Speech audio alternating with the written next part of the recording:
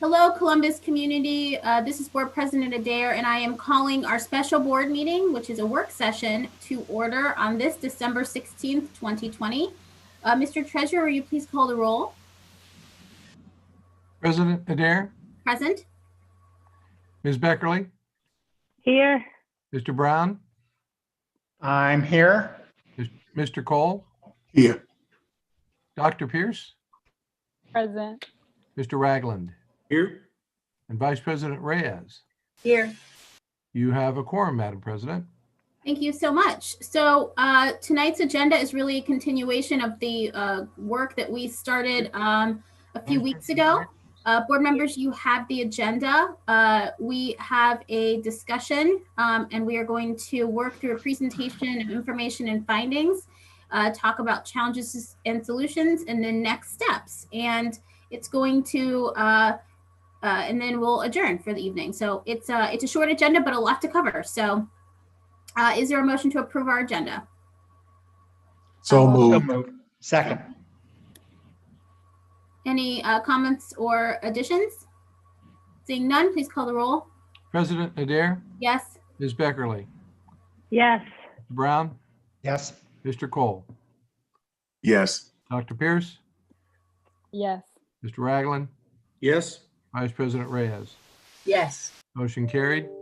Thank you. So now I have the distinct pleasure to turn it over to our board working group who's been leading us through these discussions. We have Dr. Pierce, Board Member Beckerly, and Board Member Ragland. I'll give it to you. Thank you so much, President Adair. Today is in fact a continuation of the conversation that we started to have on December 2nd.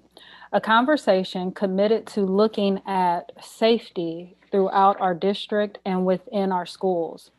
The purpose of this meeting, as well as the purpose in our last meeting, was to discuss a framework to collectively support, enhance, and sustain safe, healthy, and successful learning environments for all Columbus City School students through a comprehensive, integrated systems approach to school safety, grounded in collaboration, multi-tiered systems of support, context, and best practices. During that initial meeting, we spent some time reviewing what the district has done to promote and advance safety within our buildings. We reviewed data related to the types of programs that are within our specific schools to introduce our students to law enforcement. We took a deep dive and spent some time addressing three critical questions. What do schools, students, and staff need to know and feel to support and sustain healthy, safe, and successful learning environments? The second question that we dived into related to what do our system partners need to collaborate with our Columbus City Schools to support and enhance and sustain our safe, healthy, and successful learning environments. And then that last and critical question that we spent some time discussing as a board, as a working group, related to the challenges and the barriers that schools, students, and staff face in their efforts to support, again, our safe, healthy, and successful learning environments. And so today we're going to pick up where we left off at that meeting, but we're going to go a little bit deeper into some of the particular areas that board members wanted more information around and wanted to know more best practices in regards to. And so that first area that we identified as needing that deeper dive and additional information relates to the review of best practices for social, emotional, and restorative justice programs in district level safe school models. And we did have two volunteers, Board Member Coe and Board Member Beckerly, that indicated they would do that deeper dive to come back with us and share some of the information and resources they were able to find. And so at this moment, I want to open up the floor so our colleagues can share that information with us. Ms. Beckerly? Oh, okay. I guess, well, Board Member Cole and I met and talked about this at great length, and then we had a follow-up meeting with Cheryl Ward, our head of social and emotional supports, and Dr. Dixon, and it was a really constructive meeting. And I think that the focus that we took was more centered on not so much doing the research to figure out what the best practices are, because I think to a large degree, Cheryl Ward and her team have identified that. So we looked a little bit more closely at where we are in the process of implementing these programs. And then we talked a bit about, what is on your wish list. We asked Cheryl that, or what if you wanted to implement with Fidelity, what would it look like in a building? And we didn't come up with an answer to that, but we wanted her thinking in those terms so that we, the board, would understand what was required in order to implement these programs well. What was very exciting is that they have already in place a structure of measuring how far we are in terms of, there's a practice in terms of the steps to becoming fully implemented in restorative justice and in trauma-informed care. I don't know, maybe if we want to share the screen for a minute, can somebody give me that capacity?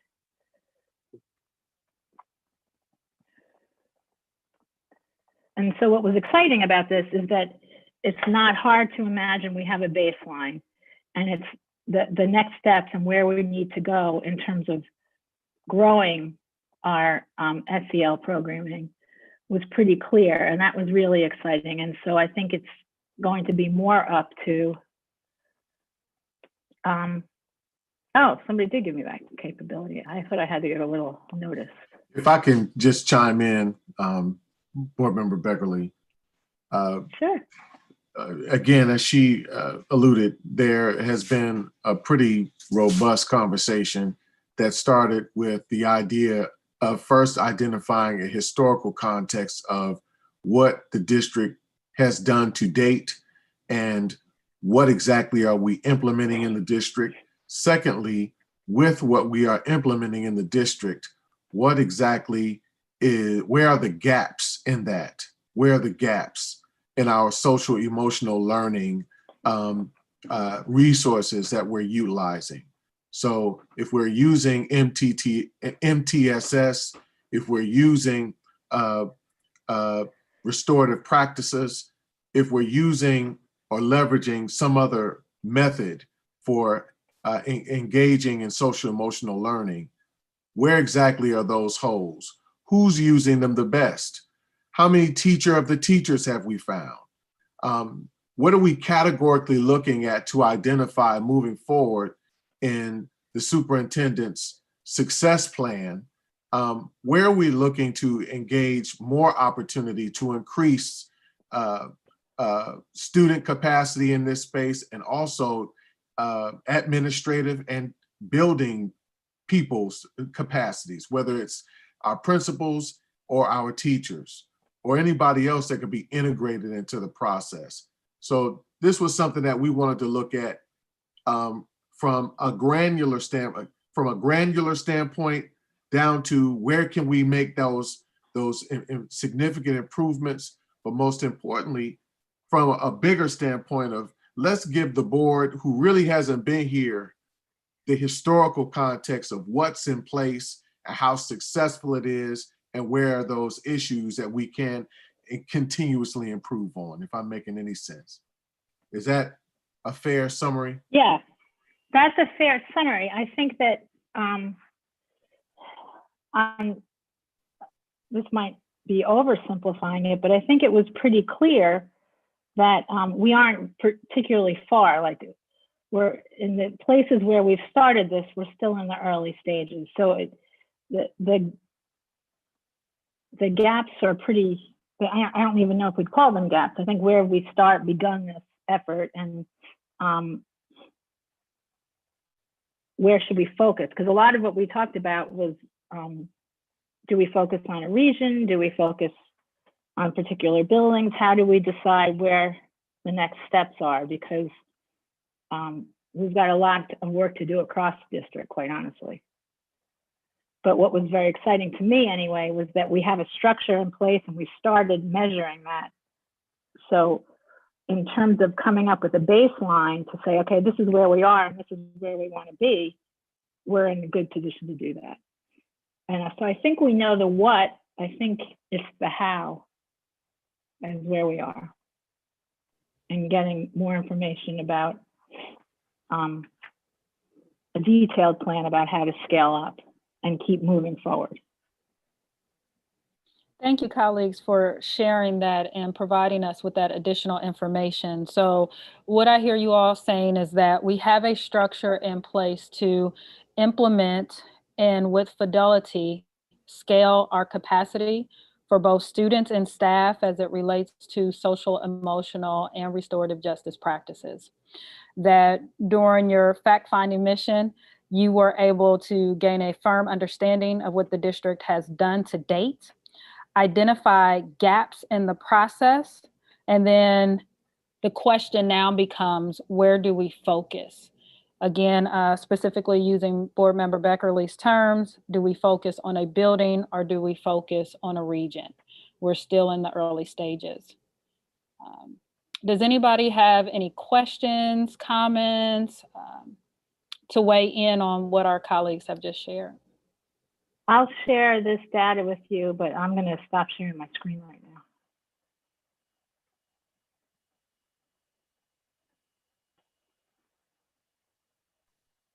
I think it's okay to keep that up.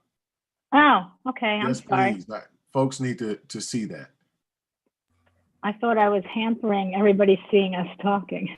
Can you I think maybe people see enough of that. walk They through can see the data. yeah, can you maybe walk through it, Carol? I know you kind of were hovering on a page, but there was a couple more pages, I think.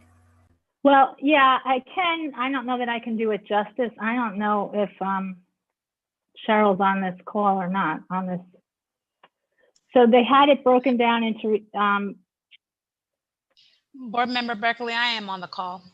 Oh, would you mind going through it with us? Certainly. And I can give, you may have to work with me and we can kind of scroll up and down together, but Sure. The document that you're seeing is a summary of the work from restorative practices as well as trauma informed practices. And then previously when there was the discipline committee that was formed, out of that were the two practices that the district said that they were going to take a look at and really begin to train and work on. That was both restorative practices as well as trauma informed.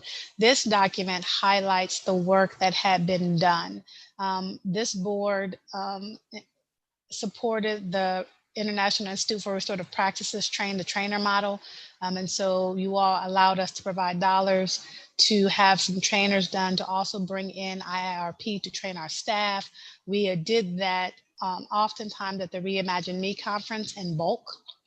We had some post conferences where we actually, the first year we did it within Reimagine Me, the second year we pulled it out and actually had post conference from Reimagine Me that specifically focused on trauma and or a restorative track. The document, Board Member Beck, you can scroll up, just kind of talks about years 1 and 2 at a glance. And it begins to shape the work that we did with Train the Trainers in the district. There are about 49 Train the Trainers that have been trained in the district. My staff now are going back and revisiting where those trainers are, making sure we didn't lose anyone, in figuring out how we can continue to do some refresher courses to get everyone up to speed. We then began to train. As you scroll down, you'll see different statuses of every building. And that really is recognizing that some buildings had the formal IIRP training, which was structured a 2-day training. Some buildings had circles, particularly some buildings had an intro. Some buildings had not been trained. Some buildings had concepts. So we wanted to understand where all of our buildings were so that we could figure out where the gaps and how do we begin to fill them. So this is just a breakdown key of that work and what that looked like. We did the similar thing. This the numbers on here begins to tell you the implementation status of all buildings. We did a survey with all buildings to try to find out where they were to gather information. So the checking status for buildings is 31 buildings as of last year in the district who were still trying to figure out, are we going to go with restorative practices? Are we going to do trauma informed? We also recognize in this process that there was some prep work that needed to be done with some buildings prior to actually going into restorative practices, that there was some culture shifts, that there was some perspective that we had to really work with in some prep work. And so those were wonderful lessons learned in this process. And so the foundation that Board Member Beckerly and Board Member Cole were referring to is that we don't have to start from ground zero.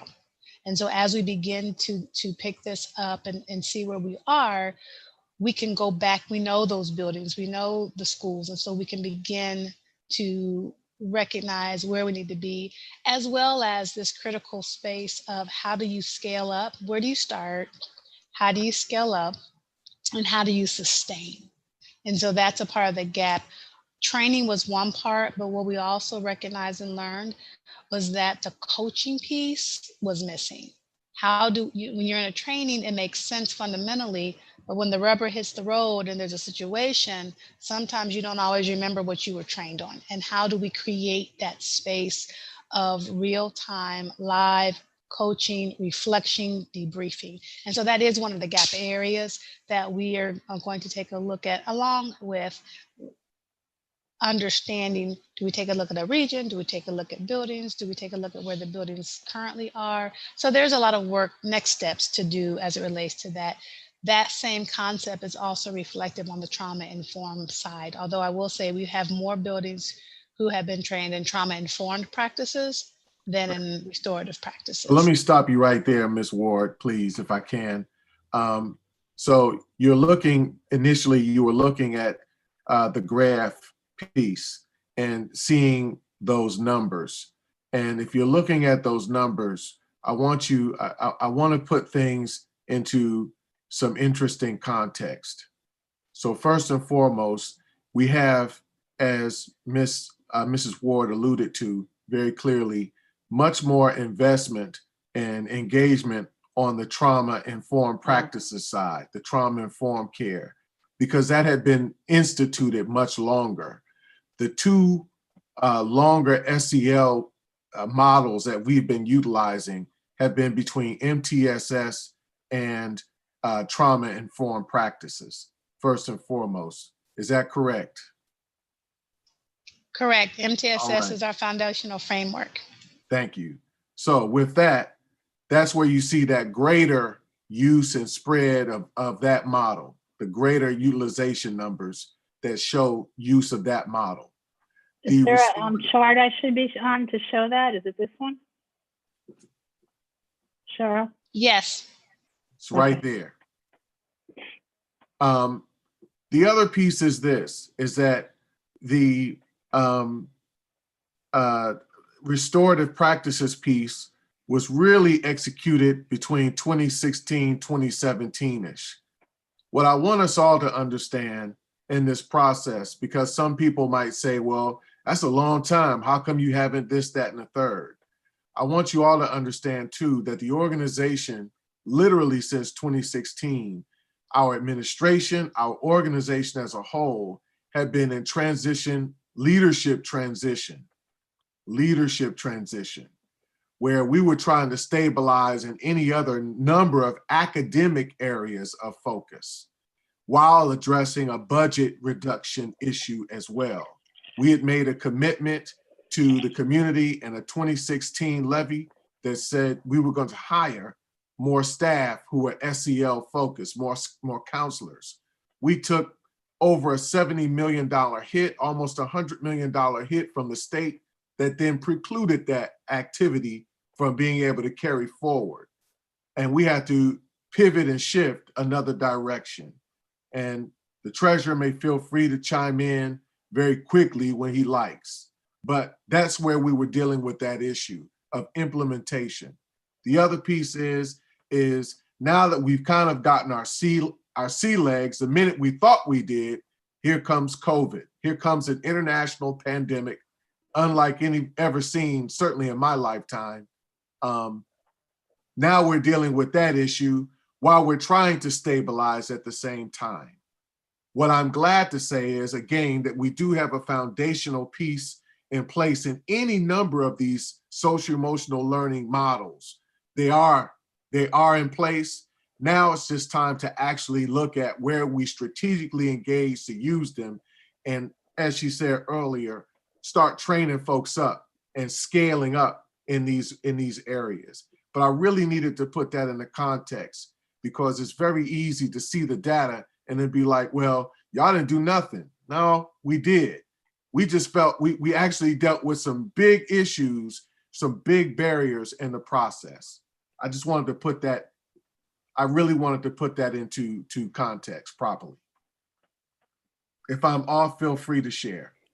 Thank you so much for sharing that. I think we all can appreciate your explanation and review of some of the data points. President Adair, did you want to see additional data from this report?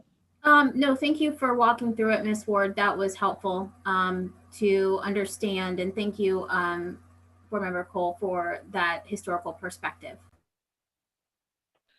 So one of the things that's critical and key for us to work through as we're having these working sessions is to walk away with concrete recommendations where we can move forward with not only the recommendations of our Safe School Working Group, but to also add additional layers and context to help the next step in this, to help the next individuals that champion this by standing with us really understand what their charge is. And so with that in mind, Board Member Beckerly and Board Member Coe, in addition to Mrs. Ward, were there any recommendations that you would like to put on the table for us to consider? Hold on just a moment to that effect. There was a question that Mr. Ragland had in the chat. I wanted to make sure that question was addressed. No, I apologize. I did not see that question. No problem, Dr. Pearson. Thank you, Board Member Cole, for acknowledging that. That was essentially my question too, was directed especially to Ms. Ward, understanding that we have had some turnover in leadership at the building level. Do you have recommendations around what we could be doing to bring particularly those building leaders up to snuff on this issue immediately? I mean, if there's something that we need to be doing, you know, now, if there's some opportunities that exist, have you identified some of those things? Or what is it that you would like to see in order to get this moving forward? And then are there needs that the board should be addressing to put those resources at your disposal to make it happen? I'm going to jump in really quickly before we let Mrs. Ward respond. I think my reaction to that, Board Member Ragland, is that we need to figure out and do a thorough, and ask Cheryl Ward and her team to do a thorough, to come up with a model of what does it take per building, how many years, how many hours of training, how many personnel, what types of, you know, counselors presumably, but you know, who can do this for both the trauma-informed care and the restorative justice, so that we sort of have a model of what it takes to get us there. And then we can look at each building and see where they are along the way and what exactly they need. But I think that and that probably will take a little bit of time and effort on the part of our social emotional supports team. And we haven't at this point asked them to do that. So I just wanted to say that I think that's one of the next steps in this deciding what a safe school looks like, is figuring out exactly what that needs. Because I think what has happened, and it's exactly what Board Member Cole just described, is they've been trying to do it within the constraints of not enough resources. So what they've accomplished actually is incredibly laudable, given that the plan that was supposed to be the resourcing of this was curtailed because of budget circumstances. So I think that we haven't really tasked her with, rather than telling us what you need within the constraints of your current budget or our current budget, tell us what is needed and then let us decide. And so I think that's kind of, I would want to make sure that we were clear that we understood exactly what it costs, and then we decide how to pay for it or how to scale it up. Anyway, I'm sorry. So Go ahead. Board Member I- Beckerly, I think the key that's- is that it's a cost analysis is what you're asking for. And Board Member, A model too, a model as well. I want to, I think, and how much does the model cost? Both. and Board Member Ragland, you want to go deeper into that. What does the model look like and what does the model entail? Right. But I think that's why I wanted to hear from Ms. Ward, because understanding that this is what she does on a day-to-day basis, I'd like to hear her ideas. Specifically to your point though, Board Member Beckerly, she may have those.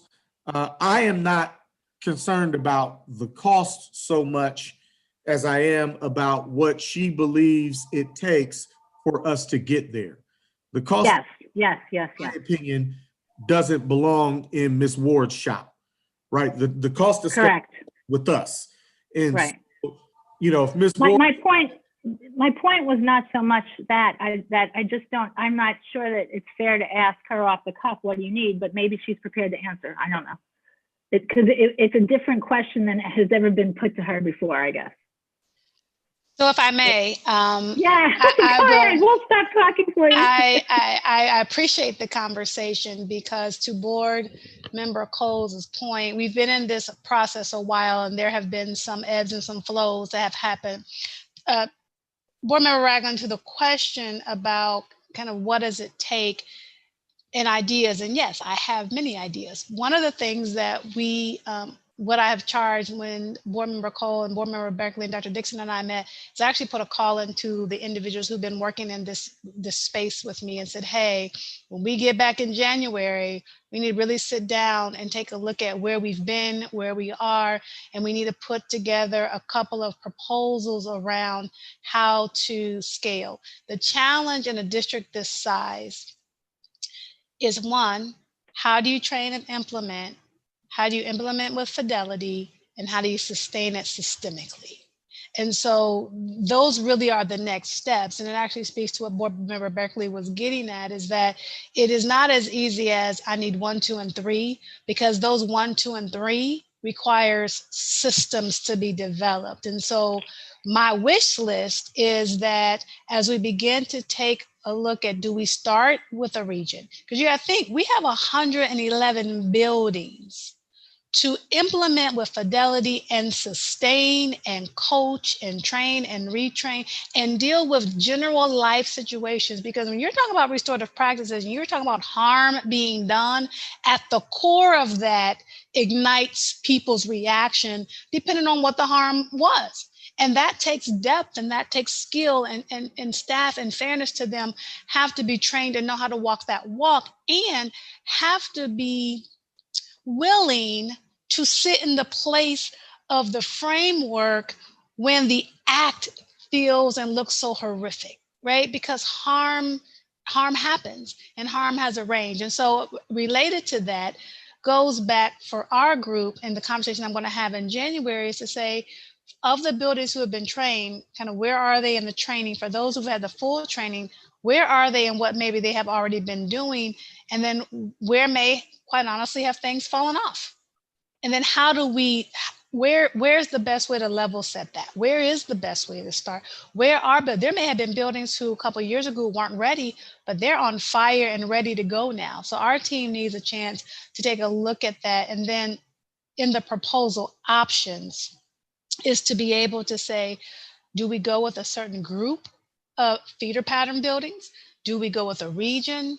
Do we go with multiple regions? Do we start with where we already were in the buildings that have already established that process? So those are some of the options that we're going to have to walk through. We're going to have to take a look. I will tell you that the training piece is a big piece, and the availability of time to train and not just sit and listen, but to really actively utilize the training and incorporate it, and then being able to have someone point person that can actually coach that in day-to-day situations that occur and debrief that really is, if I have a vision of being able to have that system, and we talk about MTSS and we talk about tiers of support, and that's just it. How do you tier the system so that there's a checks and the balances? And if we go up in a tier or and it's too early or too fast, we can bring them back down.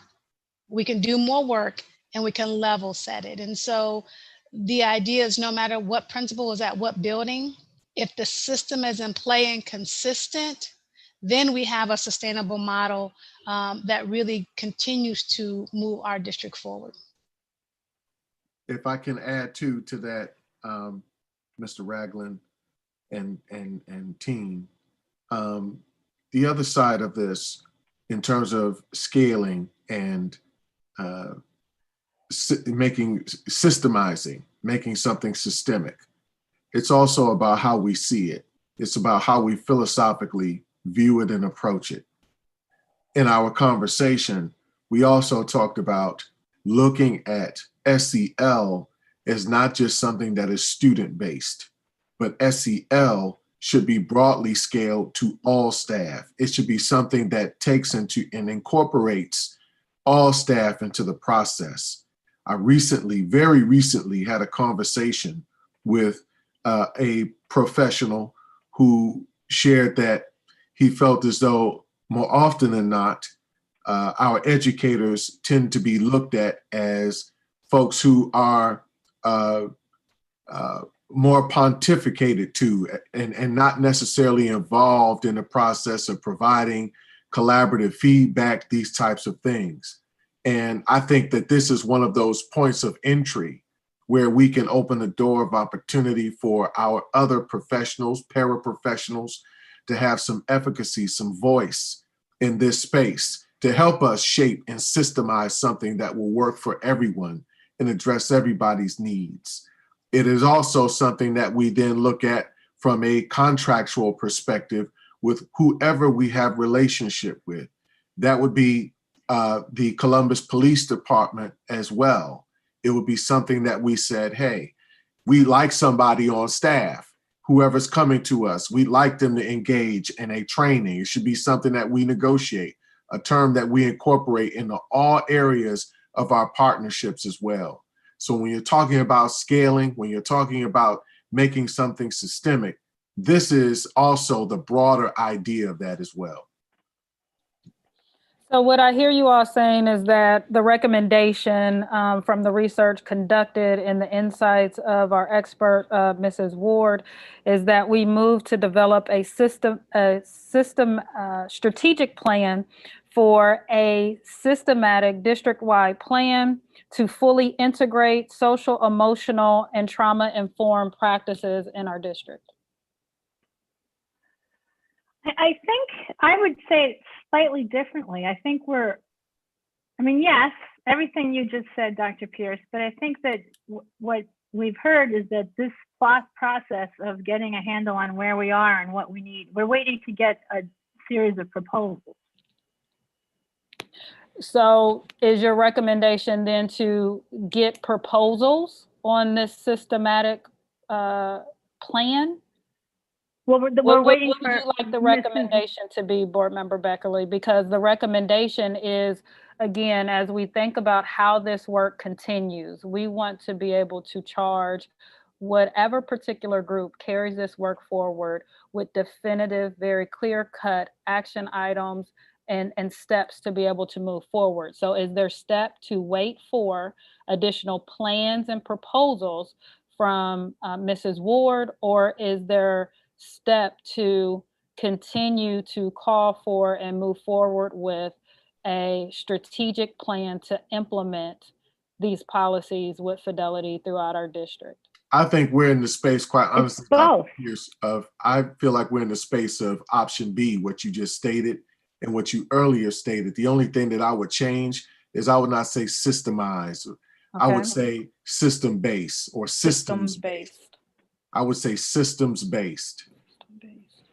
We already have the infrastructure in place. We have the infrastructure in place policy-wise. Where we're continuing to cultivate that policy space is through our equity policy, where we're continuing to build that out and flesh that out with clarity. But I think that from a infrastructure place, we have what's necessary. I think the key thing is that the administration, my recommendation is that the administration is then ready to put together a needs-based, and maybe this is where I'll incorporate what you're saying, Carol, a needs-based proposal. This is how much staff we need to get to scale. This is how much it's going to cost, this, that, and the third. I think putting those elements in place will put us in a space to say, okay, this is how we will actually make sense of this work and see how it will get done. I think it answers your question, Carol, and also I think, James, it answers your question as well as to what does this look like? All right, well then, okay, so then maybe I agree with everything you just said, especially about we're looking for what's needed. Who are we making the recommendation to? Maybe that's the procedural stumbling block I'm having. Is this the recommendation to whatever entity takes over this work, or is this the charge? So one of the things that we made very clear in our meeting on December 2nd and our board meetings prior to that was that this work is important. And while the Safe Schools Working Group gave us recommendations, we all recognize that there was additional information, historical information, data that we could bring to bear to ensure as this work continues, those that continue that work are starting with clear recommendations, strategies, and steps to move forward. And so with that in mind, again, our role with these working group meetings is to think about, here's what a safe school looks like within our district. Here are our district-wide policies, practices that we want to implement, and again, to give that particular group the charge to move forward with our recommendation. Okay, well then I'm circling back to what Michael just said. Then I think the charge should be to oversee the process of implementing these programs with fidelity, and that would include receiving and analyzing the proposals that our social and emotional support services group generate. Can I just be clear? Board work. So there was a work group that came together, submitted some recommendations, posted discussion, and now it's in front of us. And what we're doing is trying to take that to scale in a definitive way that says to the administration, this is what we'd like you to do. So the recommendations, Board Member Beckerly, team, the recommendations are to the administration.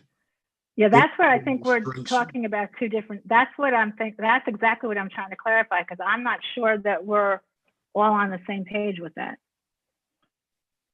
any recommendations that comes from this body, the most official body of the Columbus City School Board of Education. Oh, yeah.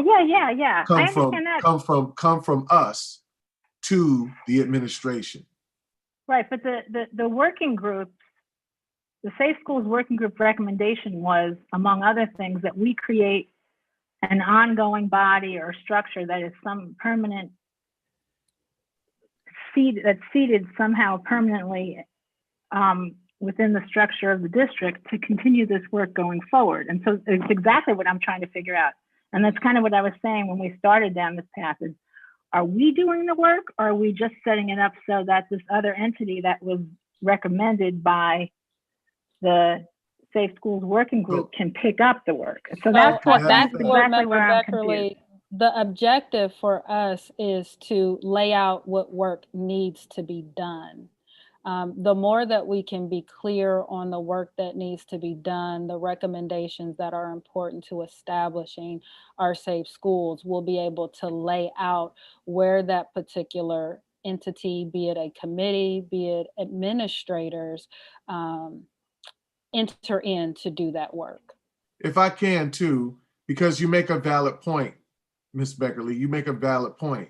The valid point is okay, one of the additional recommendations from that body was, hey, you guys should institute something that ensures that there's going to be ongoing sustainability of this model. Okay, cool, no problem. Our recommendation moving forward can be twofold. It can be twofold.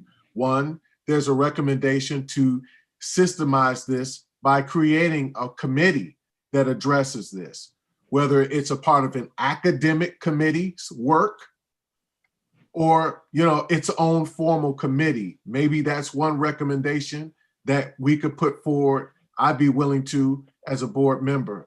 The other is, again, to strengthen Mrs. Ward's space. Yes.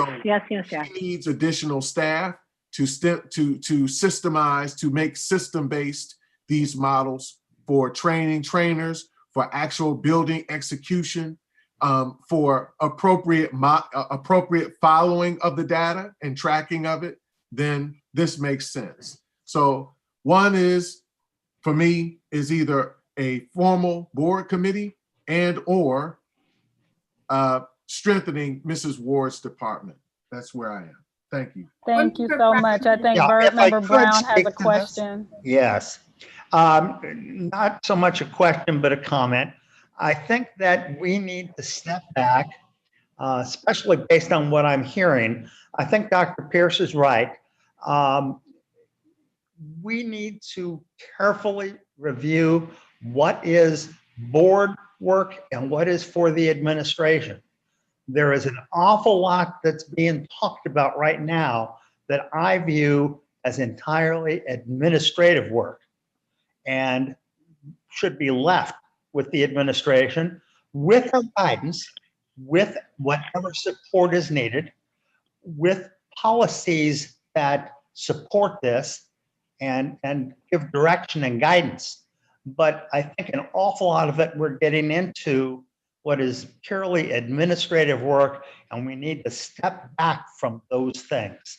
I think that between Dr. Dixon and her team and Cheryl Ward and Chris Ward, a lot of these things will be done, but they're not for us to do, and I don't think they are for a board committee to do.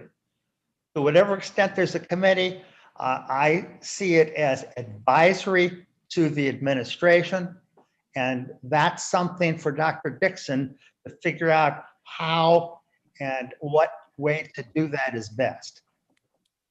Thank you so much, Board Member Brown. And I think this issue will continue to come up as we move to our next agenda item.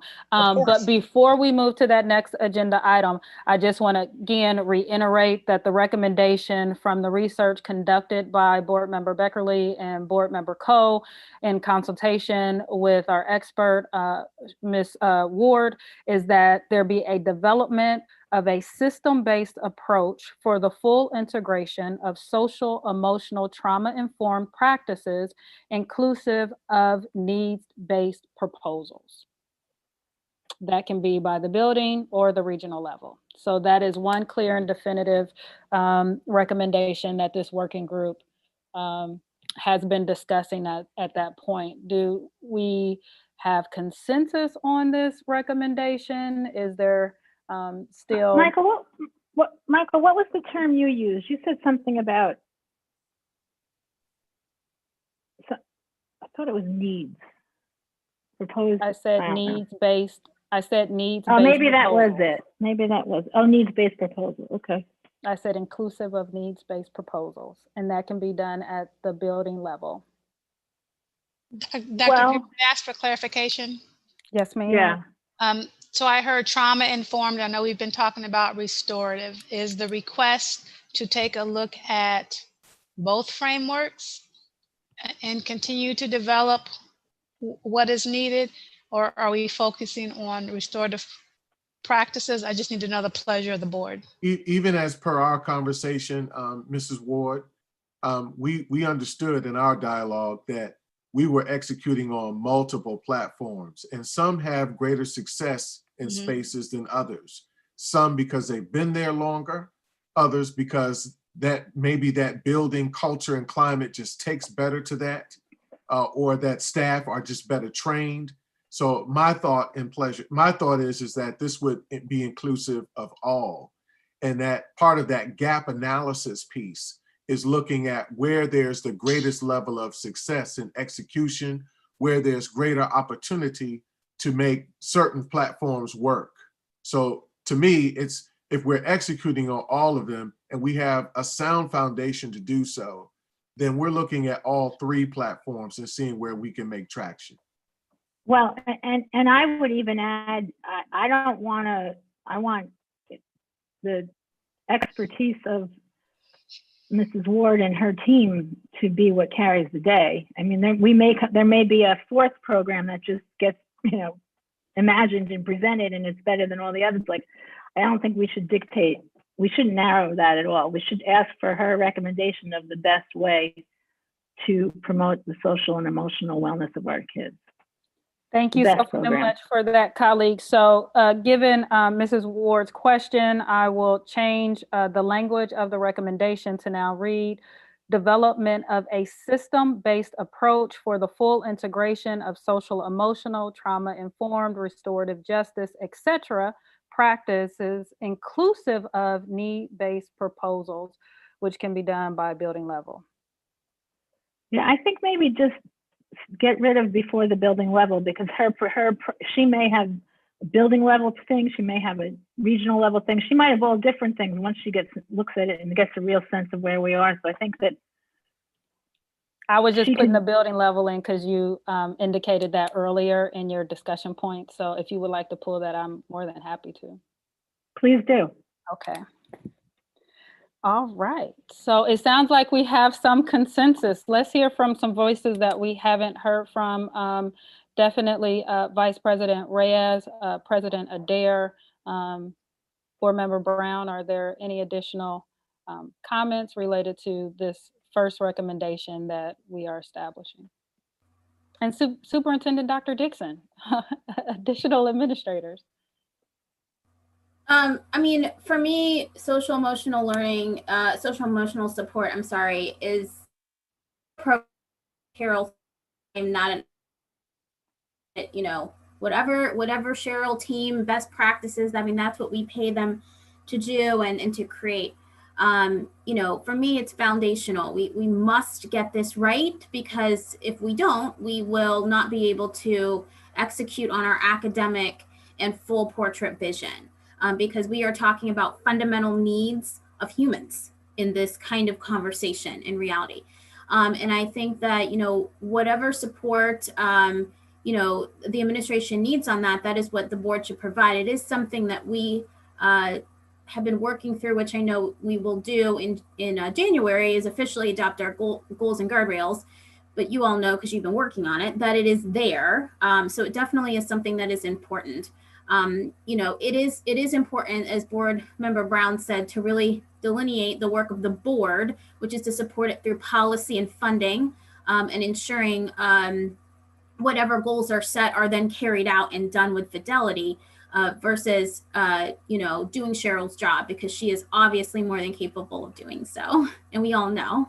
And so, you know, I think that this is just, you know, I think everything that was identified, I don't really have much more to add. It's just about making sure that we move through on a path that is strategic, that it is, you know, we're doing proper analysis, that we are, you know, working through it, and then supporting, you know, the best practices that are defined by the administration.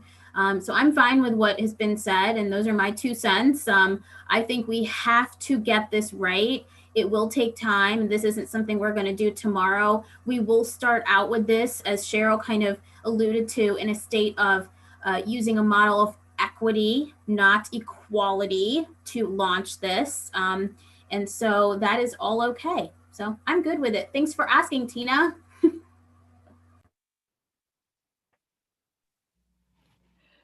Thank you. Dr. Dixon, do you want to add anything, or? No, I think you're on the right track. To the board, continue. You're doing some good work. I appreciate the work that you're doing, and we would just be ready to review the final product. So thank you, and I apologize, I have to jump off. I'm on a panel tonight for the community book read at the library, so I'm supposed to be on at 6:30. So continue to good work, board, and we read the book Stamped. So excited to have that conversation tonight. Actually, it's a spin-off. You know, I thought about the conversation we had last night with the board.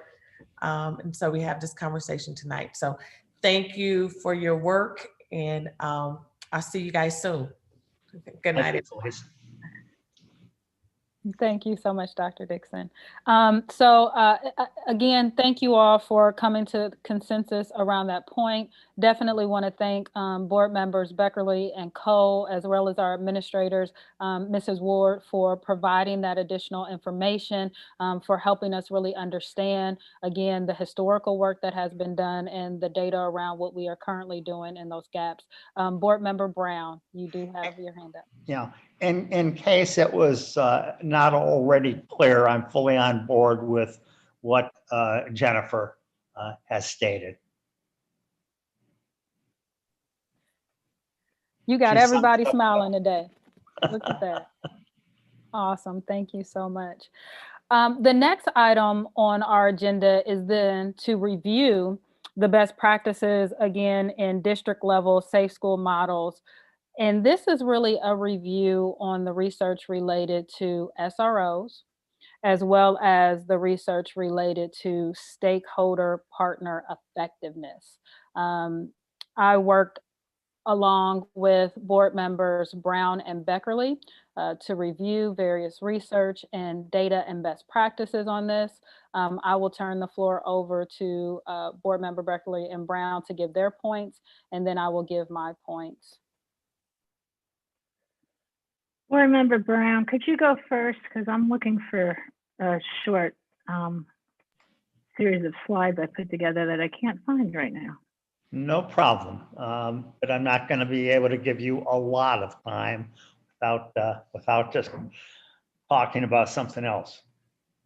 Primarily what I wanted to share were the materials that I posted in our shared drive, as well as I know they were all sent out to you. There's a lot there, and I apologize for kind of sending that all at once.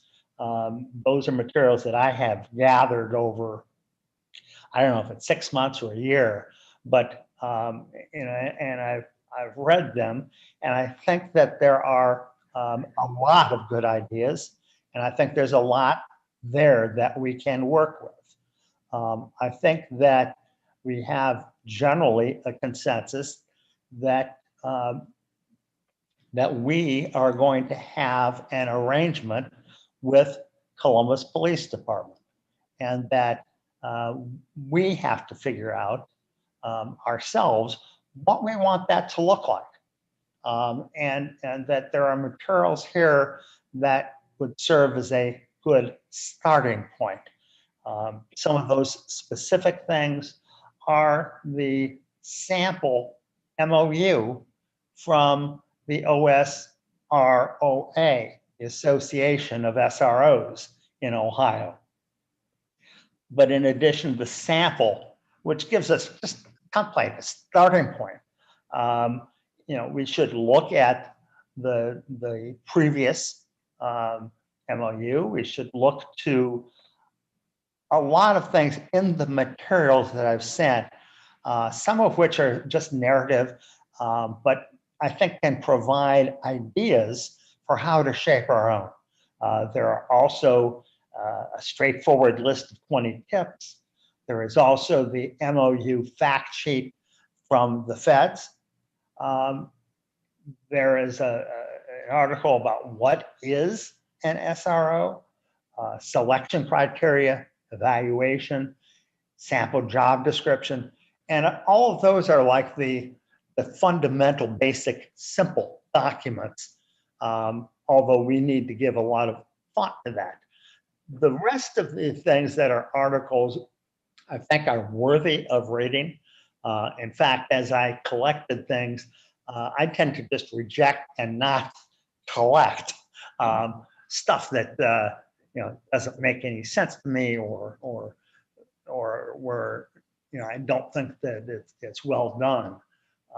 And what's left are all things that I think are useful. And to the extent that anybody wants to read through some of that, please do. I think that it will help the conversation.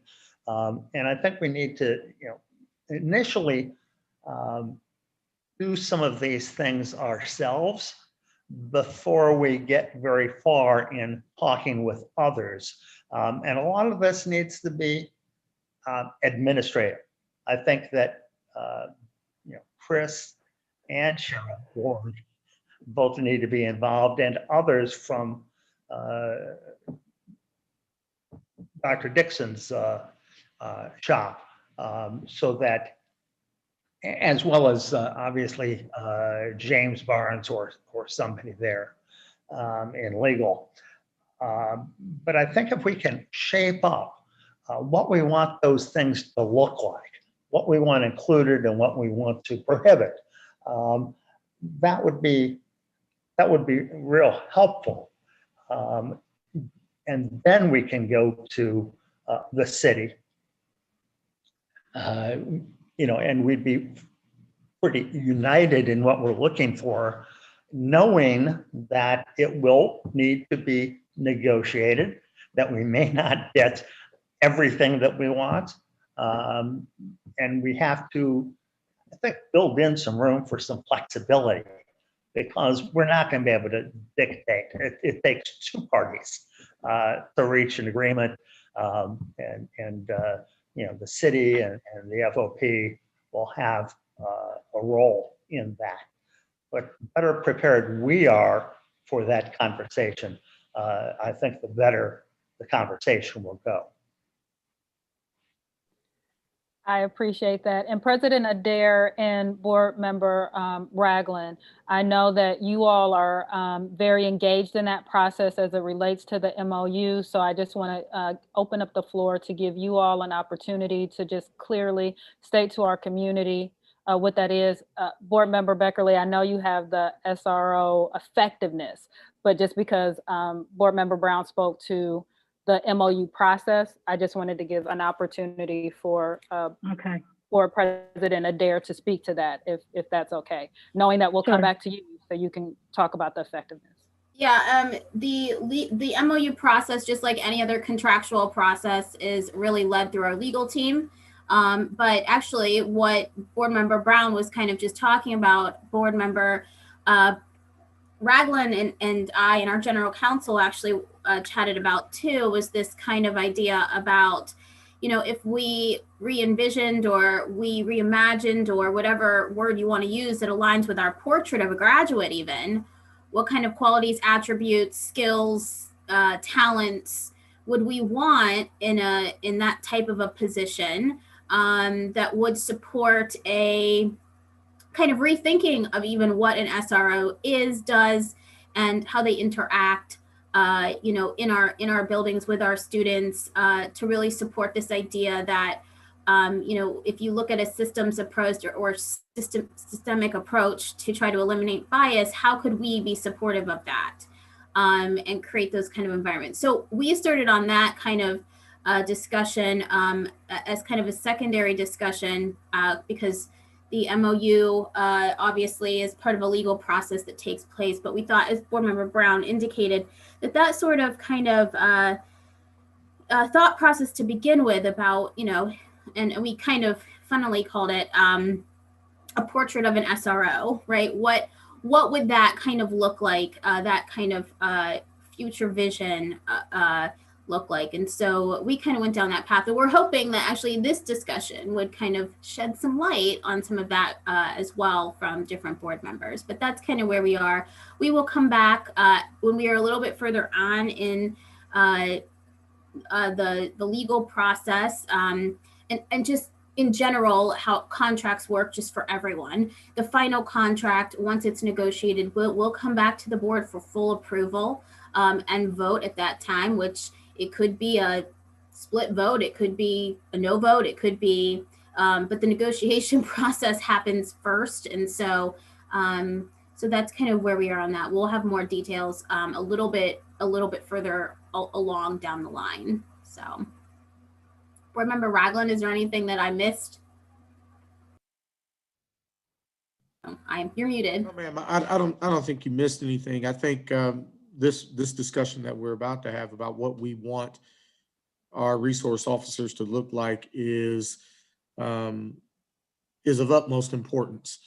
I do believe that we should be speaking to the city now about that portrait of an SRO, for lack of a better term, as they do their negotiations with the FOP. I think that plays a role in our ability to get more of what it is that we would like to see, be it in training or oversight or some of those other things that board members have mentioned to me in private about, what they would like to see our relationship with our SROs become.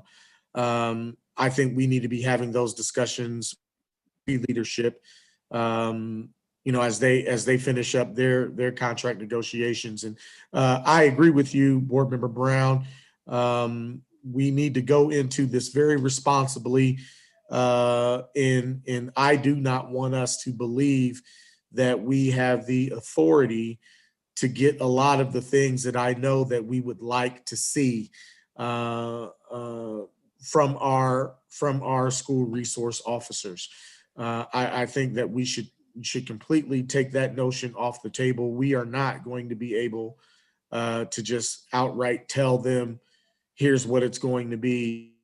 We want to have a relationship with them. And I agree with you that more responsible approach, a give and take, if you will, is only going to serve our students better in the long run. And so I think, we're trying to get everything set. Hearing from you all tonight about what it is that you would like to see specifically is really good. And so thank you for giving me this opportunity to say those things, Dr. Pierce. And James, if I could just respond briefly, I agree with you. I think that the trick is that we want to have some consensus among ourselves about what we want as we begin those conversations. Because if we go in and one board member is participating, or it's just legal participating, and we haven't expressed ourselves and come to some understanding among the seven of us, then I think we're wasting our time. Yep, I agree. And if we don't have any specifics to it, they're going to say, well, what do you mean specifically? We can say, we're going to want more training than what you've been doing, and And the, that begs the question, well, what do you want us to train about? What kind of training? And we've got nothing in mind, at least as a group. Some of us individually may have some sense, but we need to kind of come together and have some general understanding among us so that we can get going with that conversation. Sure. And Board Member Brown, thank you for that. And I think that is the purpose of these working group sessions with the board.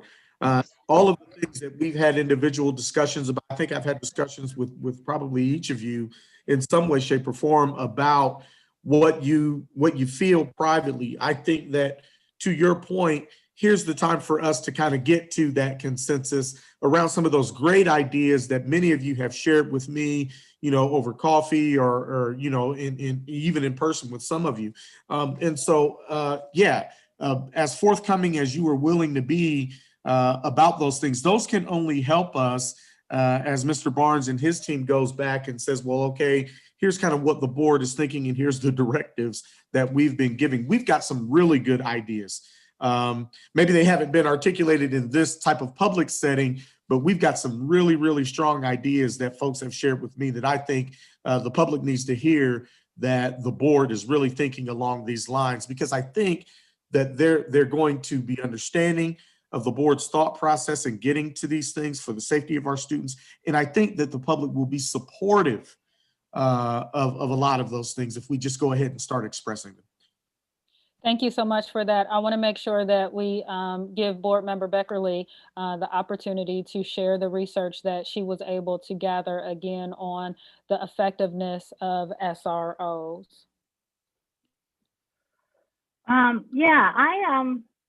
I took a slightly different approach. Can you guys see these slides okay? Mm-hmm.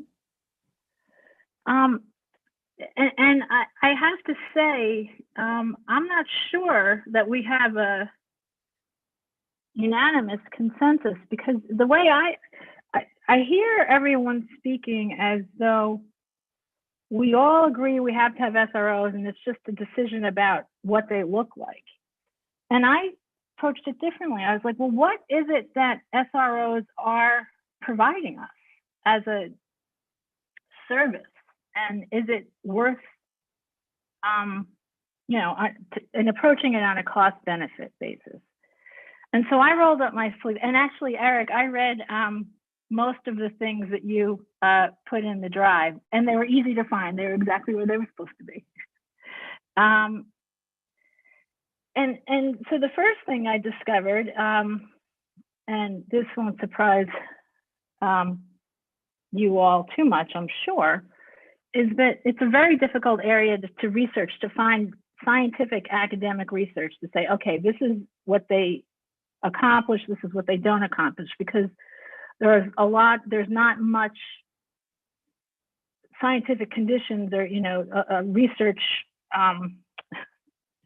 favorable conditions, like they don't have pre and post data. You can't kind of set up random samplings or set up equivalent control group and experimental groups and that kind of thing. So suffice it to say, it's a difficult research. It's a difficult area to research and to really reach some concrete conclusions. And also because SRO programs are different. So even if you're trying to just compare SRO programs in one district to another, the SRO program itself, the MOUs, so many variables, it's very hard. There was one recent rigorous study, and I'll send this all to you guys because I do have some citations down there. What's clear, and I'll highlight this part first, is everyone acknowledges that more research is needed. There's some research that suggests that there seems to be some consensus that there are increases in arrests and exclusionary discipline. This one particular study measured the effect at 11 years and 20 months rather, and 11 months.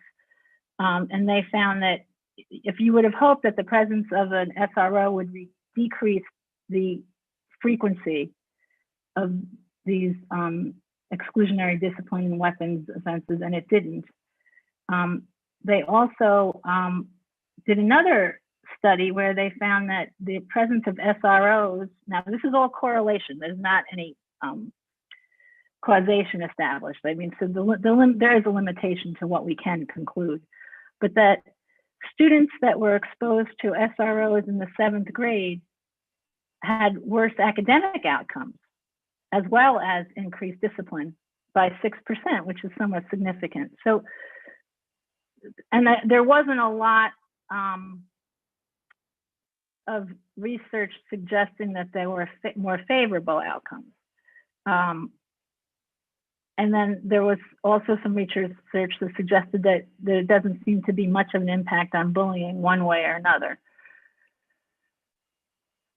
And then I started to think about finding some evidence to suggest or to shed light on the trauma triggering aspects of the presence of a police officer in the building. And there was quite a bit that said that whether the student has been directly or has directly experienced police brutality, or whether they've observed it, the presence of a police officer, and this is not just a police officer, any presence of something that was generating trauma to begin with will trigger the trauma again. And then there's an interesting body of case law where certain judges in certain cases, and there's some opinions in a law review articles that are suggesting that recognizing this trauma triggering effect should lead to creating, and this is off target of SROs, but that a reasonable Black child, how they behave in the presence of an officer and what you consider suspicious behavior should be different, because just the presence and the interaction with a police officer it's a reasonable for a Black child or a person of color or someone who's had a bad experience with police officers to act suspicious out of fear, because the fear is reasonable. So you can't hold them to the same standard of suspicious behavior as you would a white child or a white boy. And then the third body of research I found is that there's this concept called stereotype threats. And I'm thinking, Dr. Pierce, you might know a little bit more about, you probably know a lot more about this than I do. So let me butcher it and then you can clarify it. But it's the idea that if you know that others perceive you with a certain stereotype, it increases your anxiety. So if you're passing a police officer in the hallway of your school building, otherwise having a normal day, and because of all that you've experienced in terms of the media and maybe in terms of your neighborhood, in terms of your family, you think that that police officer is going to look at you differently or think of you negatively, you have a traumatic response, and it will affect, and the research actually said it affects your cognitive capacity. And I thought, certainly we have to take that into consideration in deciding whether or not to go forward with having SROs in our building. And that's why I don't think we should start from the place of, well, we all agree we're going to have them in some form, we just have to decide what form. I'd like to see us spend some time really thinking about, is the benefit worth the cost? And I have to say, I'm having trouble figuring out how all these dots get connected. And last night when we talked about Casey Goodson's murder and at the hands of police officers and how devastated, and I didn't speak in part because I'm sitting here with all of my white privilege, but to me, I feel like some part of that has to inform this decision. If nothing else, to toe the line about it needs to stop. I mean, you all spoke so eloquently about how it needs to stop and it cannot go on. And it seems to me that at some point as a governmental body, our actions need to comport with that resolve. And I just feel like that I need to say that because I'm struck by that. And yet I have to respect the experience of shoes I haven't walked in.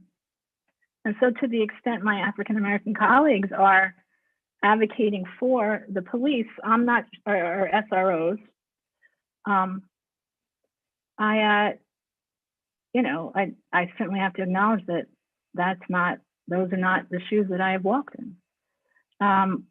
One other quick thing, I did research about the potential for SROs to protect from external threats, school shootings, that sort of thing.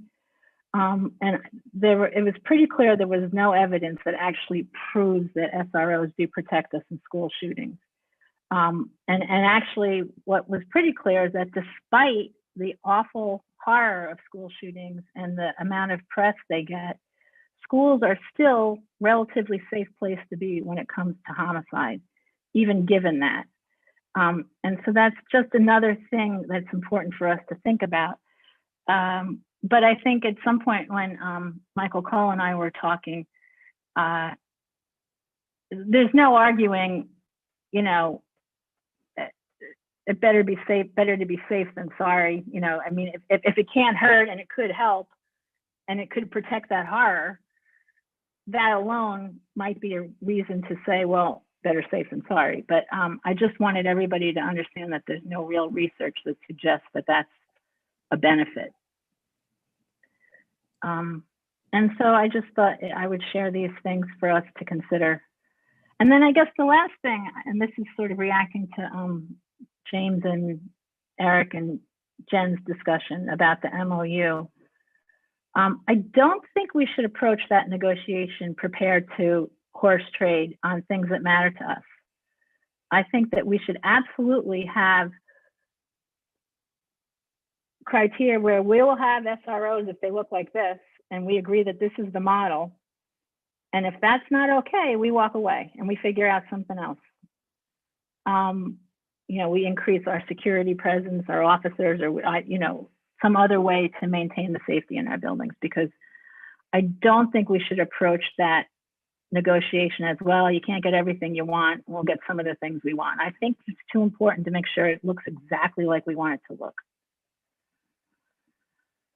And I think that's all I got. I had this thing about the role of the SROs, but that was covered by Eric a little bit. And that's pretty common once you start nosing around in this research, that there's sort of three prongs to the role of the SRO. And I suppose the other thing is, to the extent we're focusing on the SRO as an educator or a counselor, there are others in the building who would probably be better trained at that. So, sort of like if we're taking the police officer and trying to make him into something he's not, he or she are not, when there's others that provide that function effectively and it's their primary purpose, I'm not sure that we need to task law enforcement officers with that. And that's all I've got. Thank you so much for that, Board Member Beckerly. Because we are on the conversation related to SROs, I do want to open up the floor and provide my colleagues with an opportunity to make comment or have questions. I see Board Member Brown's hand up, and then after that is Board Member Ragland. Then we have Vice President Reyes. So we'll start with Board Member Brown. And this will be fairly quick and easy. And I want to respond specifically to to Carol's comment about the negotiations. I don't disagree with you. I would never suggest that everything is open to negotiation. Everything is open to, horse trading. That's not a reasonable or a valid approach. There are some things which are very high priority for us, some things that are lower priority for us, and we have to be reasonable as we approach it.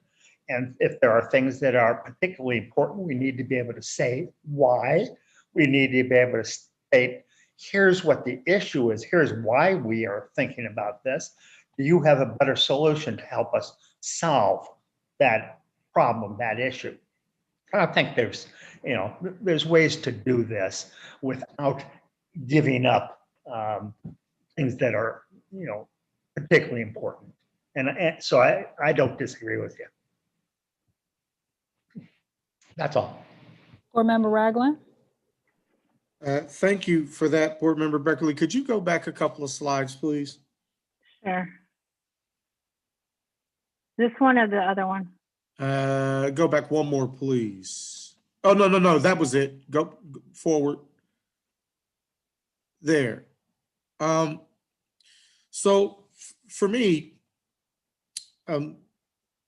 this is life,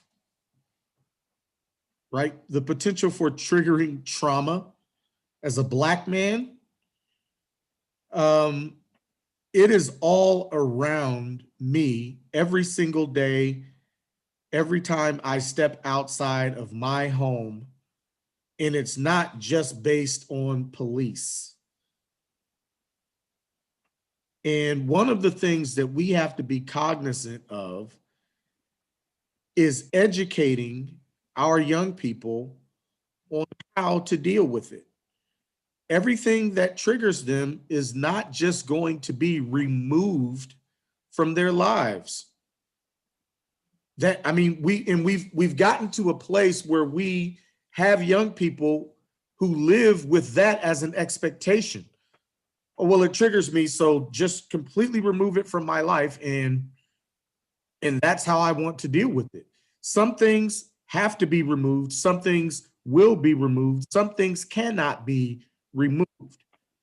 When it comes to police officers, I don't live in a place where I see a lot of African American people saying just completely do away with police.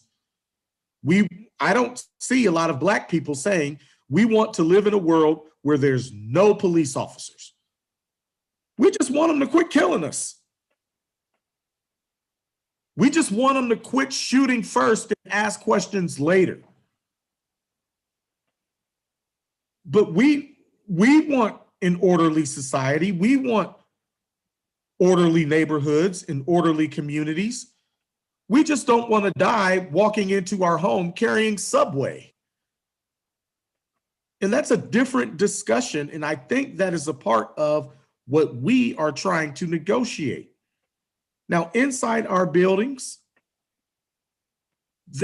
I don't want people to get the impression that we don't have bad actors inside of our buildings. I don't want people to get the impression that everything is just this nirvana and that the only reason that kids are acting up is because police officers are there. That is not the case. We have some bad elements that we have sworn to educate, but they are coming into our schools, they are going home. We have some elements within our schools that aren't bad elements at all, but they're carrying weapons and they're doing other things inside of our buildings that many of us could not understand. One of the scariest moments that I've had in the last few years, I spoke to my daughter as she was attending Eastmore. This was prior to me even getting on the board. And I asked her, baby, is there guns in your school? She said, yeah. And it wasn't the fact that she said yes. It was the fact that it was just a regular thing for her. I said, do you know who's carrying guns? She said, yeah. I said, every day? Sure. Well, wait a minute. If we have that environment and it seems orderly, I would much rather have a sworn officer in place to continue to serve as a deterrent. And no, we can't quantify what that sworn officer does or does not deter within our buildings. But we have to be honest about literally what is happening on the street and within our buildings. We've got to be honest with ourselves. We have to be honest with the community, because what we can't afford to do is make it seem like everything is okay, and then we have to draw back on making a bad decision because something tragic happens. And so I think the approach that we are taking, and whether we, if we're not going to have SROs in our buildings, then you show me what you want to have in place instead of them. I think one other data. I think there should be some concrete things, not just the social and emotional stuff that you're talking about, but what are we doing to ensure that weapons are not coming into our buildings? What are we doing to ensure that if we have someone who consistently bullies other students or other staff members, that we are doing something to make certain that that element is either changed or removed from our buildings?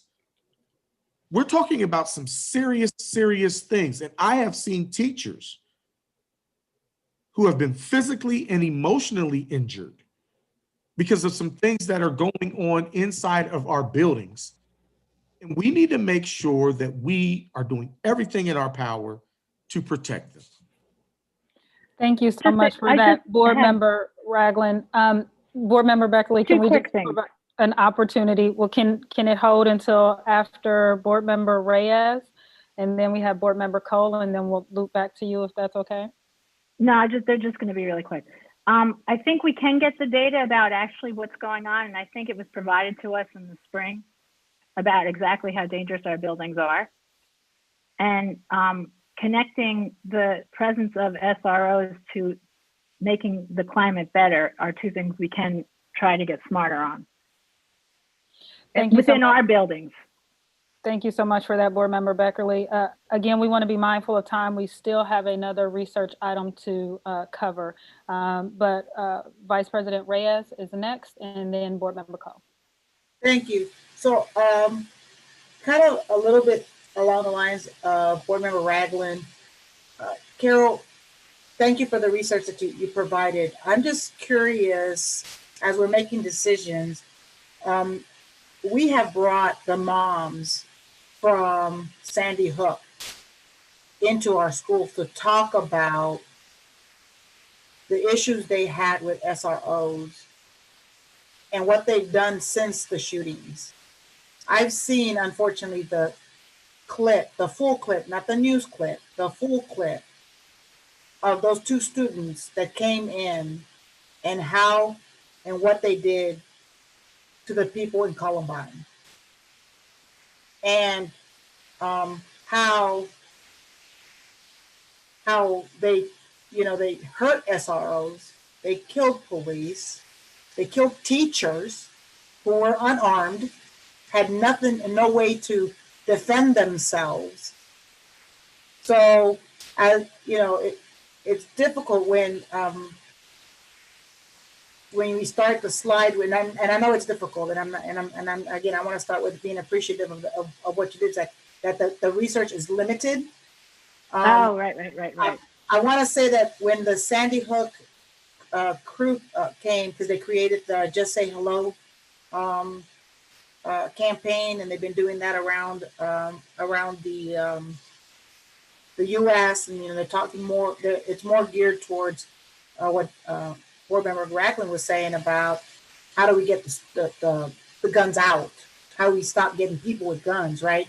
But they talked a lot about how they use SROs, how they build relationships with the police, and this is, and I mean, just calling any of those or schools will probably give us some additional research. I don't know if it's printed or if it's word or communication, but I know it's out there. I know that the moms who came and spoke from the Sandy Hook specifically. They didn't bring any of the ladies from, a lot of the moms from Columbine, but they talked about a lot of the things and that shift. I mean, that was very impactful as a school board member to see our children and our teachers.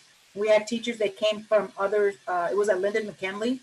We had teachers that came from other areas to hear what they had to say, because this is, as we've already shared, this is not new. This is something we've been dealing with for a very, very long time. Not only should we have set SRs, but how do we protect our kids in the world that we live in? So to your point, if we want to make a decision, we need to have, I feel that we also need to have that side too.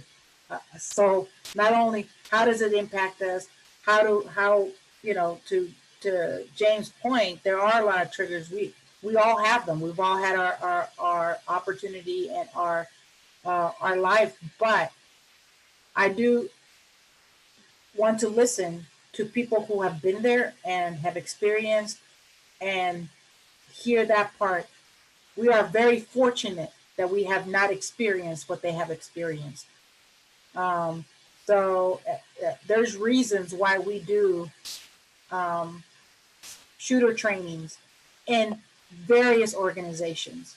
So I just wanted to add that to see if we can see that there. And if we're sharing the research, to your point, Carol, is where do we add so that since we're doing this for the viewing public as a work session, where do we add those stats that you just mentioned about our particular school so that they're available for people to see? And again, I will probably say the same thing that Board Member Ragland said. Are the limited amount of guns or incidents, are they due to the fact that we have an SRO? So there's two sides, right? So just wanted to say those 2 points. Thank you. Thank you so much, Vice President Reyes. We have another comment from Board Member Cole. I just wanted to share very quickly. I too was one of those board members that shook the hands of and hugged some of those parents from Sandy Hook that visited us when they came to Columbus. I've been a very staunch and public vocal advocate of that promise movement here locally and throughout the state. This is something that I'm also of the mindset, like I believe many African Americans in this community who are law-abiding, tax-paying citizens, believe in order, don't necessarily espouse to the idea of defunding police, and I don't want to get into the political diatribe of that. But what I do believe is that they do have a place in this community, and this is an open door opportunity for us as a pillar. We are a pillar organization. We serve two roles, generatively speaking. We are a pillar organization of this city, a pillar institution of this city, and a pillow institution of this city. We are both a pillar institution and pillow institution. The pillow side of it is that what we provide to ensure or work to daily ensure that the environment is safe. So when you're talking that kind of airplane statistic, Mrs. Beckerly, and I get it, and I don't disagree, but there's work and effort that went into that. There's will that went into that. I think that the same willpower must be shared. If there's a willingness on someone's part to walk into any of our facilities or properties with the intent to willfully hurt other people with a weapon or with words, however they choose to do it, there must be a counter willingness on our part, a counter will for us to say that we will work to devise measures to obstruct that, to keep that from happening, or to address it promptly. So again, I think it's super important that moving forward, we don't miss the opportunity to reshape the narrative as a pillar and pillow institution in the 13th, about to be the 13th largest city in the country. We beat our chest on it. Well, let's really get on the mat and take it there. And I think that for us to say that there's no presence or purpose for SROs in our school buildings is a short-sightedness on our part. It is no disrespect to anyone. If someone interprets it that way, I certainly apologize, because I'm not trying to offend. What I'm really trying to say is that we have a really good opportunity here to take this SRO conversation and subsequent action to the next level, to make sure that as a pillar and pillow institution, we are really not only making a school building safe, but a neighborhood. I'll close on this. My wife used to be a member of the communications team for the city of, for the Columbus City School District, long before I ever became a board member. And she got countless calls about any number of things, people walking around flashing kids to, you know, there's an actual shooting in the area. I attended an Eastmore football game where there was shooting in the area, not the game, but the area. There were police on site to address that. And yes, this is a particular issue where it's an event going on. But again, I submit to you that when we exert the will designed to protect our students and staff, and we put those other instruments in place that require some additional things around training of our SEL way, training of what the Columbus City School Way is, I think therein lies the opportunity for a community police situation to happen, as opposed to what we've seen now. So I think our communities need greater relationship with our Columbus Police Department and with our school district, most importantly. And I think that we have a unique opportunity and position to make that happen. Let's not miss that opportunity. Thank you.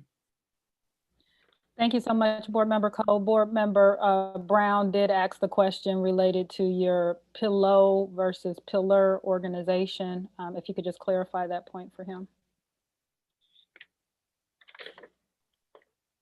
The pillar side is that when most folks look at moving to a community, it's not just so much about the jobs and things that are available, but it's also about a school district. It's about what does that city, what does that particular geography say about its local public institutions of learning. I recently watched on YouTube a piece that talked about the best cities, the best counties, 7 best counties in the country for African Americans to live. Interestingly, Fairfield County was one of those counties. In fact, it was one of the top 3 counties for African Americans nationwide to live in. And one of those things that was alluded to was public education. A lot of folks come to a community based on what the school district is like. So here's that pillar aspect of who we are.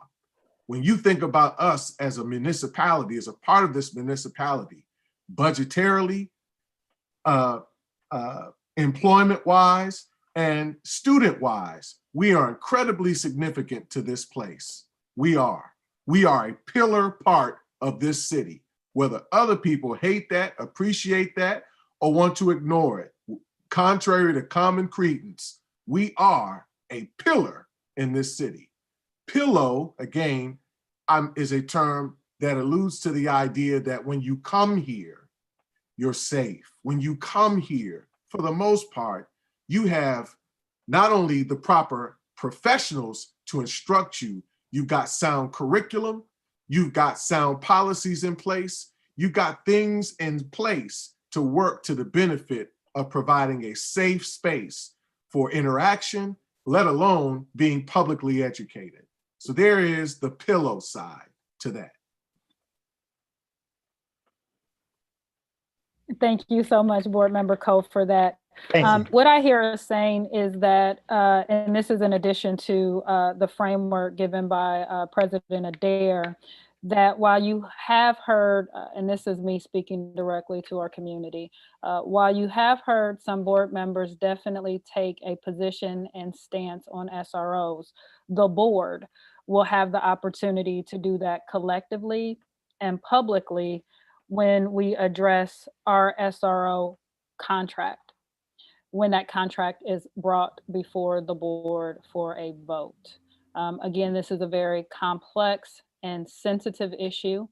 And I just want to reiterate that while you've heard some board members share their individual positions, that the board will in fact take action and make our collective and public decision known when we address the SRO contract.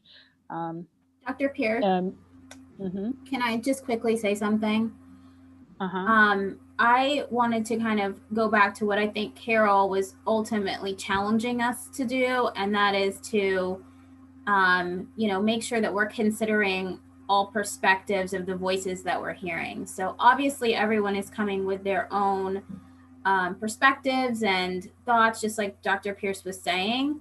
And I appreciate what Carol has done, especially since, we just had this whole SEL conversation and we talked about, the trauma of our children is very real. And I think we all agree, because even some of us board members have said, that, we are traumatized as well as adults. And so I think that we, she's asking us to remember the balance and remember that, and that's why we have combined these topics, right? It isn't just solely physical safety. We have to couple that with emotional safety. And we have a lot of really, loud voices and a lot of students saying that, hey, we don't have that side. We don't have the emotional safety. So I just, I thank you, Board Member Beckerly, for, bringing us back to center on both of these very important, like physical safety versus, social emotional safety. And that's why it's so important to keep them together. All the points are so valid today. This decision is not easy. Society is not easy around any of this right now. So I just wanted to thank Board Member Beckerly for bringing that back up and kind of centering us back on our goal to really look at this holistically to come with the best safety structure for our students, our staff, and our community. And with that in mind, early on in our conversation, board members Adair and Ragland did put forth a recommendation, an idea. And I have that recorded as the development of a portrait of a security officer, an SRO, in conjunction with our review of contracts, MOUs, and training. So what I heard us earlier on saying is that we really want to couple our portrait of a graduate work with how we are approaching our safe schools, how we are approaching the training of our safety officers, how we are approaching the contract for our SROs. Again, knowing that the board will publicly make that decision, what I want to honor is that I heard us saying we want to bring together that portrait of a graduate work with the work of our safety officers in our schools. Is there a consensus around that point as a recommendation?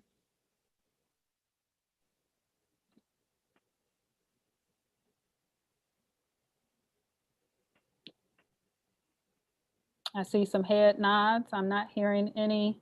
You can't get yeses because critique. So I think we have consensus around that. We got head nods. Awesome. Can you restate it one more time, please?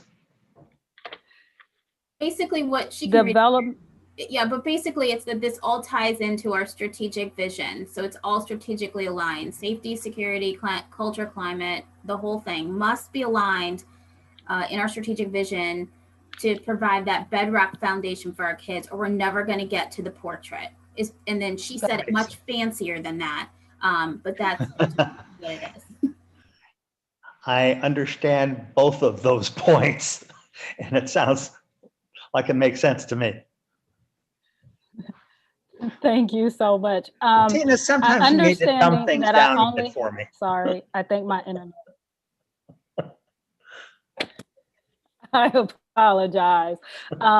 So understanding that I only have a couple of minutes, Carol, if I could share my screen, if you could remove your screen. Awesome. And I just want to briefly take us through the best practices. So my contribution to our research point was to really look at, again, our safe schools from this larger, broader perspective. And it's important to know that while there is a variety of research out there, various committees and commissions have been put together to kind of articulate what safe school models and plans are. There's no universal school safety plan. And every school across the country is working to develop what works best for them. However, knowing that the work of ensuring safe schools really falls into three broad categories: preventive, protect and mitigate, and then respond and recover. The best practice research also shows that balanced approaches enhance our safety and security in our learning environments, that we want to take holistic approaches. And we've really talked about that today. We've talked about ensuring that the physical space is safe, but also ensuring that there are mental health practices, personal connections to the school and to the community. Definitely a multidisciplinary approach. And this has to include our teachers, our administrators, our counselors, our mental health professionals that are working in our schools, but also supporting our students and families through community organizations such as Nationwide Children's Hospital. And the last element that I want to touch on is this general framework for safe and successful schools includes 8 best practices related to some things that you should be really mindful for when you're creating your framework. And the first is that you definitely want to integrate services through collaboration. You want to make sure that you implement your MTSS, and I'll just share another one very briefly. I won't go through all 8, but you want to improve your access to school-based mental health supports. And so with that information in mind, what I would like us to consider is, in our next steps as we move forward, is to really begin to look at how we are communicating what safe schools look like to our families and what that entails. And so the starting point for that is definitely with our guide to student success. And can everybody see that, our guide to student success? Yep. And we begin to kind of piecemeal what our safe schools look like in this guide, right? So we'll talk about this positive school climate. You come down here, we'll start to talk about our zero tolerance policies. We talk about our anti-harassment. And then if you jump over, do you guys see our MTSS administrative guide? So then if you jump over to our MTSS administrative guide, there's a wealth of information in there about how we're approaching both the safety of our schools and the academic learning that's happening in our school buildings. And what I would like us to consider is, how are we communicating all of this to our families in a holistic approach so they understand what our safe school plan is? How are we making sure that it's in one place where everybody can see and find what are our pillars? How are we serving as a pillar, as Board Member Cole stated? And so that's the research that I did related again to those best practices, some ways that schools, definitely commissions, have approached developing frameworks for safe schools. And again, I would like us to consider moving forward a very brief but clear document that lays out what we mean when we say safe schools, what that entails. And I understand it's going to take us some time to get there, but I think as a starting point, that begins to lay out what our portrait of a safety officer look like. That begins to lay out how we are implementing with fidelity our social, emotional, trauma-informed, and restorative practices. It sets the framework and really the guide for how we're moving forward. So sorry I had to abbreviate it, but again, wanting to be mindful of time if there's any questions or comments concerning that element of our team's work. I just have one kind of recurring thing, and that is, I mean, that's all, no objection at all. I think it's a wonderful idea. I'm wondering, are we this is more rhetorical, we don't need to discuss it, but I think we need to make sure we decide, or we're intentional about whether we as the board decide what a safe school looks like, or whether we task, and that's just a point of order for our next meeting. Is that something we're going to wrestle with ourselves, or are we going to hand that over to the? I would just recommend and add that based upon the research, that it's a best practice for not just the board to do that alone, that it's a really community and collaborative process, that it involves our partners that are providing mental health resources, our partners that are providing security services. It involves our teachers and our counselors and our students and our families. So my recommendation for us to consider would be that the entity, the committee that takes this on, develops a safe school model for Columbus City Schools. Again, a very concise document that lays out what we mean by safe schools and what that entails. And just remember that in reality, Carol, exactly what you just said was the initial kind of charge of the Safe School Working Group. I mean, that is exactly what we asked. We wanted this to be a community led effort, and that group did, have all sorts of different demographics of people in all of the areas that Dr. Pierce just mentioned. So that really was our intention. I don't think, although I know we're all very smart people, I don't think we all have the answers either. And so, when we're talking about safety in this environment, it truly is something that must be a collaborative effort to get to, because truth, if we're trying to change the system and change the way we even think and do this, we need buy-in from all partners. Everyone needs to feel that they understand where we're going and understand how they fit.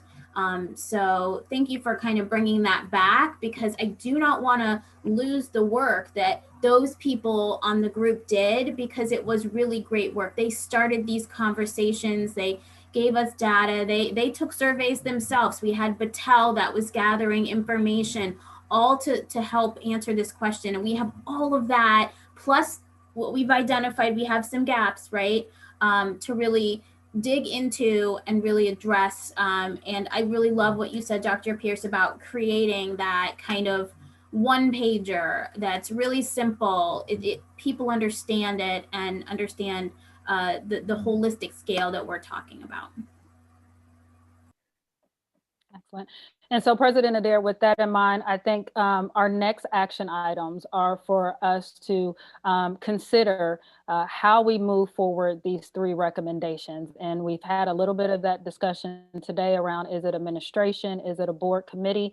And so that's each one of our homework. It's to really think about who carries this work forward. And that last meeting, that last working group meeting that we convene, we will have that very critical, tough and sensitive conversation about how we situate this work within to our everyday work, be it the board or the administration.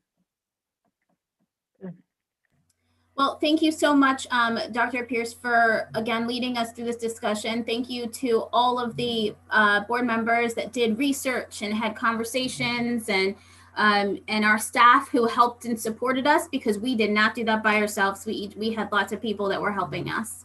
And so we will set another working group meeting to kind of conclude this, and then I think, you know, we're building on what is, like Dr. Pierce just said, what is that next group or thing, or how are we really solidifying this work going forward to ensure consistency. And so we will continue with that, but we will not have one in 2020. So no more meetings for 2020 board. You are officially on break after this evening. So don't worry, I'm not going to try to squeeze one in before Christmas or between New Year's and Christmas. So you are welcome. Don't we have another meeting next week? You might by yourself. No, we have one on the 22nd. No, we have one on the 22nd with Strategic AJ. planning. Yeah. We don't. Oh, okay. We do not. That actually did not, the scheduling did not actually work. So yeah, so we don't. Still on my calendar. We will get it off your Yeah, calendar. it was on mine too. That is your holiday present. So off your calendars, everyone. All Well, right. thank goodness you did that before my holiday is over. Here we go. There we go. Happy Hanukkah. All right. So there we are. The next thing we need is just a motion to adjourn so we can close our working session. So moved. Second. Second. Thank you. Please call the roll. Ms. Beckerly, Yes. Mr. Brown, Yes. Mr. Cole, Mr. Cole, Yes. Dr. Pierce, Yes. Mr. Ragland, Yes. Vice President Reyes, Yes. and President Adair. Yes. Thank That you, motion everyone. carried. Oh, sorry. That motion carried. Thank you. Thank you all. Good Thank you, work. everyone. Happy Happy holidays. holidays. Bye, everyone. Good night, Good everyone. job, Tina. Happy to- Thank you so much, Eric.